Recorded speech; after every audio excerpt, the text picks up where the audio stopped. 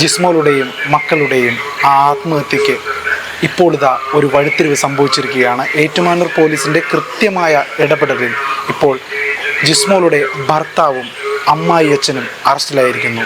അതായത് ജിമ്മിയും ജോസഫും അറസ്റ്റിലായിരിക്കുന്നു. അമ്മ ക്യാൻസർ പേഷ്യൻ്റ് ആയതിനാൽ തന്നെ അവർക്ക് ഇനി വരും ദിവസങ്ങളിൽ സർജറിയും മറ്റും കാരിത്താസ് ഹോസ്പിറ്റലിൽ ഉള്ളതുകൊണ്ട് മാത്രമാണ് അമ്മ ഇപ്പോൾ അറസ്റ്റിലാവാതെ രക്ഷപ്പെടുന്നത്.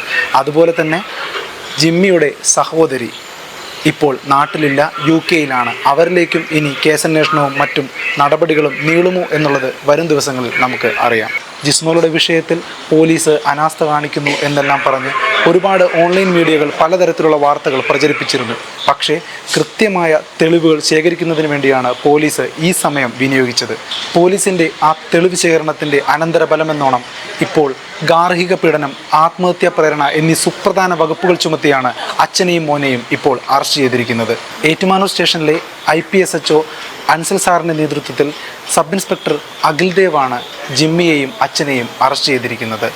പോലീസിൻ്റെ ഈ കൃത്യമായ ഇടപെടൽ നീതിക്കായുള്ള പോരാട്ടത്തിന് കിട്ടിയ അംഗീകാരമായിട്ടാണ് എല്ലാവരും കാണുന്നത്. അടുത്ത ദിവസം തന്നെ ജിമ്മിയെയും ജോസഫിനെയും കോടതിയിൽ ഹാജരാക്കുകയും തുടർന്ന് കോടതിയുടെ നിർദ്ദേശപ്രകാരം കോട്ടയം സബ് ജയിലിലേക്കോ പൊൻകുന്നം ജയിലിലേക്കോ മാറ്റുമെന്നാണ് അറിയാൻ കഴിഞ്ഞത്.